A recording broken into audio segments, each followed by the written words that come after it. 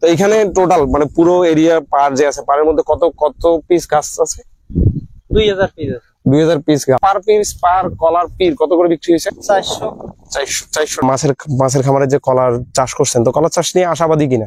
কলার চাষ একটা সময় গিয়ে কি পরিমাণ বিক্রি হইতে পারে? 2000 গাছ যদি আল্লাহ বিপদ আপদ না দেয় তাহলে মনে হয় 8-10 লক্ষ টাকা বেচা হইতে পারে। সুপ্রিয় দর্শক মন্ডলী, খলান কৃষি আরেকটা নতুন ভিডিওতে আপনাদের স্বাগত। আজকের ভিডিওতে আমরা কথা বলবো হচ্ছে মাছের খামারের পারে কলার চাষ। কলা চাষের ক্ষেত্রে একদম বেসিক স্টার্ট থেকে কি করা লাগবে এবং লাভ লস, একদম কলা রোপণের ক্ষেত্রে হচ্ছে তারা জায়গার একদম মাটি প্রস্তুত থেকে শুরু করে লাভ লস পুরো পূর্ণাঙ্গ বিষয় নিয়ে আজকে আলোচনা করবো এই ভিডিওতে। আমাদের সাথে এক বড় ভাই থাকবেন, তার সাথে কথা বলবো। ওনার এখানে প্রায় 30 কানির মতো জমি আছে, যেটাতে হচ্ছে ওরা লিজ নিয়ে হচ্ছে মাছের খামার করতেছে। এর উপরের অংশে কলার চাষ করতেছেন। তো কলার চাষের ক্ষেত্রে ওনারা এইবার ফার্স্ট করছে এবং অলরেডি একবার সেল হয়ে গেছে। তো আমরা পুরো পূর্ণাঙ্গ বিষয়টা আজকে এই ভিডিওতে জানানোর চেষ্টা করবো। চলেন ভিডিও শুরু করা যাক। প্রথমে জানতে চাই যে উপরের এই যে এরিয়াটা কতটুকু? 30 কানির মতো। তো এটা লিজ কি হিসেবে আছে? কত টাকা প্রতি পার কানিতে পড়ছে? প্রতি কানা 15,000 টাকা বছরে। এক বছরে হচ্ছে মালিকানা যে জমির যে স্বত্বাধিকারী তাকে দিতে হয়।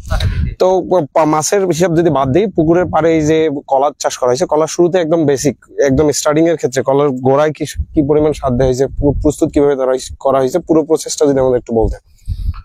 ওই খাল করি, হ্যাঁ মানে সার দিয়ে গাছছে। তাতে কি সার দেওয়া হয়েছে এর মধ্যে? মাটিয়ে পটাশ, ইউরিয়া। তাছাড়া এই জায়গায় যেহেতু মাটি তোলা হয়েছে, এটা তো উর্বর, এটা তো অনেক বেশি সারের প্রয়োজন হয় না। আর হচ্ছে তো আলগা মাটিতে হচ্ছে এমনিও ফসল অনেক বেশি হয়। তো এখানে টোটাল মানে পুরো এরিয়া পার যে আছে, পারের মধ্যে কত কত পিস গাছ আছে?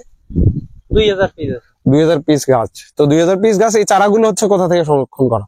বাইরে থেকে নিয়ে আসে নাকি আশেপাশের চারা? বিভিন্ন জায়গা থেকে সংগ্রহ করে আনি গাছ। তো প্রতি পিস চারায় খরচ কত করে পড়ছে, মানে কেনা কত টাকা করে পড়ছে? 5 টাকা, ভ্যান খরচ 5 টাকা। আর এই হচ্ছে চারা যে জাত, এগুলো কি জাতের চারা লাগানো হয়েছে?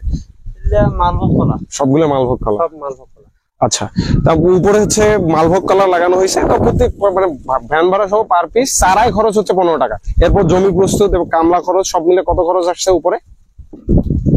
কামলা খরচ মোটে 50,000-এর মতো। তার মানে কামলা খরচ পুরো পারে প্রায় 50,000-এর মতো। যদি আমরা ধরি যে এই জমিটা যদি 30 কানি ধরি, 30 কানি ধরলে পুরো পাড়টাই এখন মনে হয় 4 থেকে 5 কানির মতো পড়ে গেছে। কারণ পাড়ের উচ্চতা প্রায় চওড়ায় হচ্ছে প্রায় 25 থেকে 30 ফিটের মতো আছে।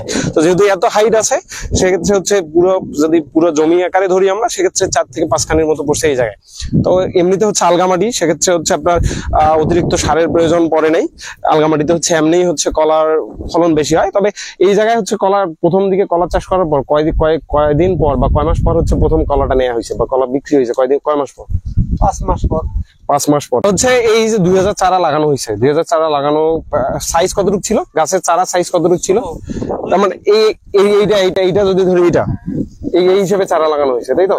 তো এইটা হচ্ছে কয় মাস পর কলা আসছে ইয়ার মধ্যে, গাছের মধ্যে? 5 মাস পর কলা আসছে। 5 মাস পর কলা আসছে। তারপরে হচ্ছে 2000 গাছে আপনার 5 মাস পর কত পিস কলা বিক্রি হয়েছে? মোটামুটি 50 পিস। 50 পিস প্রথমের দিকে যেহেতু শুরু করছে এখন, তো স্টার্টিং এর 5 মাস পরে হচ্ছে 50 পিসের মতো আসছে। আশা করা যাচ্ছে যে বছর খানেকের মধ্যে প্রায় অর্ধেকের কাছে 1000 কাছে পাওয়া যাবে, হচ্ছে কলা পাওয়ার সম্ভাবনা আছে। তো পার পিস পার কলার পিস কত করে বিক্রি হয়েছে? 400 টাকা। মানে পার কলার পিস হচ্ছে 400 টাকা করে। তার মানে হচ্ছে শুরুতে এখন এই মানে হচ্ছে কাগজে কলমে কত টাকার বিক্রি হয়েছে কলা? এখন পর্যন্ত 50,000 টাকার কলা বিক্রি হয়েছে। তো হচ্ছে অ্যাপ্রক্সিমেট প্রায় 2000 চারা থেকে 50টা গাছ বা 50 থেকে 60টার মতো গাছ থেকে হচ্ছে পির বিক্রি করা হয়েছে। তাতে অ্যাপ্রক্সিমেট একদম শুরু থেকে যদি হিসাব করে, তার 50,000 টাকার মতো কলা বিক্রি হয়েছে। তো কলার একদম কলা শুরু থেকে কলা চাষের শুরু থেকে লাগানোর পর থেকে পরিচর্যার বিষয়গুলো যদি একটু বলতেন। তো মানে পরিচর্যা একদম স্টার্টিং থেকে পরিচর্যা কি করা লাগে কলার? প্রথমে মানে খাল করি, গোবর দিয়ে সার দিয়ে গাড়া লাগে, একদম যেটুকু দরকার পর্যাপ্ত সার পরিমাপ আসলে মাটি অনুযায়ী। যেহেতু মাটি যদি সারে পরিপূর্ণ থাকে, আলগা মাটি হলে খুব বেশি সারের প্রয়োজন নেই, তাই তো? ওষুধ দেওয়া লাগে, ওই পোকা টোকা ধরে, পিঁপড়ে টিকড়ে ধরে। পিঁপড়া, তার মানে হচ্ছে কলার গাছে তো পিঁপড়ে ধরবেই, পাড়ের অংশে পিঁপড়া ধরলে হচ্ছে পিঁপড়ার জন্য স্প্রে করবে, বিষ দিয়ে স্প্রে করা লাগবে। আর এই যে কলার চারা আমি দেখলাম প্রত্যেকটায় প্রায় 2টা করে আছে। অনেকগুলো নতুন ছোট ছোট চারা আসছে, এগুলো কি সাথে থাকবে নাকি 2টার বেশি চারা রাখা যাবে? 2টার বেশি রাখা যাবে না। 2টা বেশি রাখলে কলার পিড়ও ছোট হবে, ছোট হইবে, গাছ সেগুন হইবে। আচ্ছা, তার মানে এখন এই যে মাছের খামারে যে কলার চাষ করছেন, তো কলার চাষ নিয়ে আশাবাদী কিনা?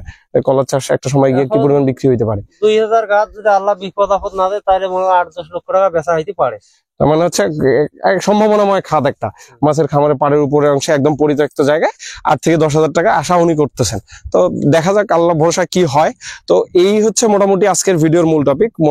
প্রজেক্টের পাড়ের প্রায় 30 কানি জমির উপরের অংশে হচ্ছে মাছের খামারের উপরে কলার চাষ করা হয়েছে। তো ওনার সাথে আমরা কথা বলে একদম বেসিক, উনি হচ্ছে এর আগে কখনো ক্যামেরার সামনে কথা বলেননি, তো একটু কথাগুলো অন্যরকম ভাবে আসছে। যদি আমি একদম গোছায় বলি, সেক্ষেত্রে হচ্ছে উপরের পাড়ের অংশে হচ্ছে ওনারা পরিত্যক্ত জায়গায় প্রথমে পেঁপে দিছিল, তারপর হচ্ছে কলার চাষ এখন করতেছে বা কলার চারা লাগাইছে।